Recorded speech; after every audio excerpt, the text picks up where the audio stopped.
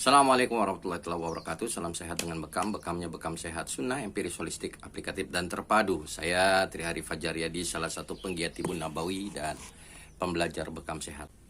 Salah satu yang harus dimiliki oleh seorang tabib terhadap keterampilan dan kemampuannya adalah seorang tabib yang mahir harus tahu jenis penyakit yang sedang diderita pasien. Maka hal yang pertama adalah menentukan jenis penyakitnya. Apakah jenis penyakit hati, jenis penyakit jasad, atau kombinasi dari keduanya. Bicara tentang jenis penyakit hati ada dua. Yang pertama adalah was-was, yang kedua adalah syahwat. Was-was atau keraguan-raguan, lawan katanya adalah keyakinan.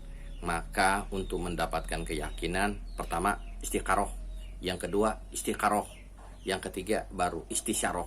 Yang pertama minta petunjuk sama Allah, yang kedua minta petunjuk sama Allah, dan yang ketiga minta petunjuk sama orang-orang yang ahli.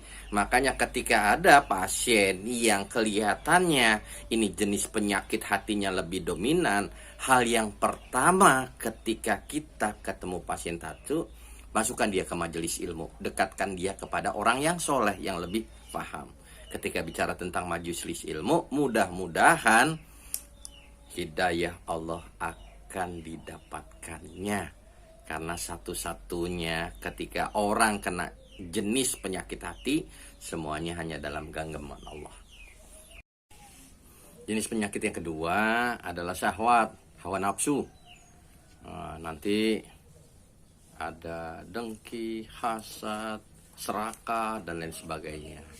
Ketika bicara tentang penyakit-penyakit itu sesungguhnya diawali dari dua hal. Yang pertama, keinginan dan takut kehilangan. Makin besar keinginan, makin besar juga masalahnya, kan begitu. Makin banyak keinginan, makin banyak masalahnya. Kalau sudah keinginan terpenuhi, maka akan timbul yang namanya takut kehilangan. Ini yang akan membuat hawa nafsu tidak bisa terkendali. Satu-satunya yang bisa mengendalikannya adalah pikiran dan perasaannya tertata. Bagaimana pikirannya terpersepsikan, keyakinannya terbangun bahwa dunia sementara, akhirat selamanya.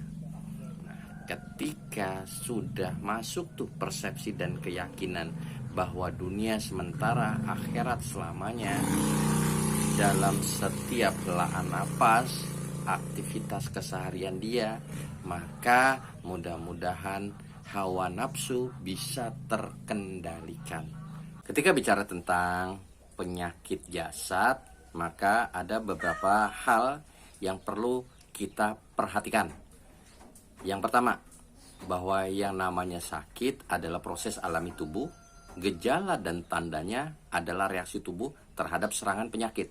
Yang kedua, di dalam tubuh manusia ada yang namanya daya. Ulama terdahulu bilang tabiat, sebuah kekuatan internal tubuh yang punya fungsi bertahan terhadap serangan penyakit, ngusir penyakit, dan menjalankan fungsi organ dengan normal.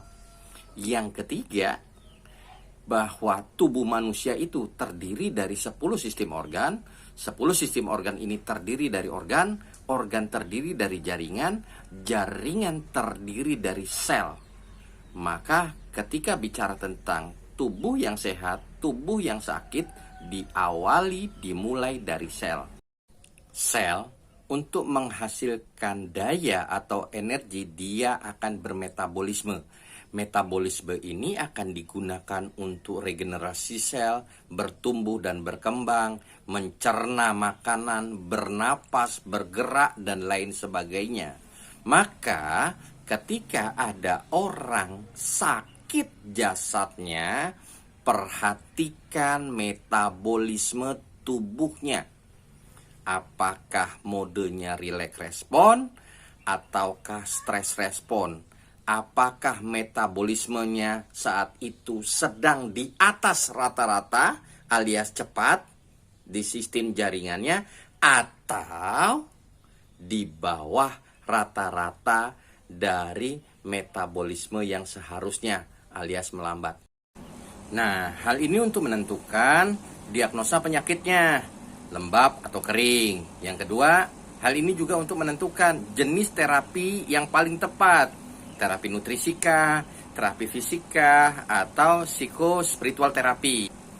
Yang ketiga, untuk menentukan reaksi dan tanda dari serangan penyakit ini, panas atau dingin, gitu. Wallahu a'lam.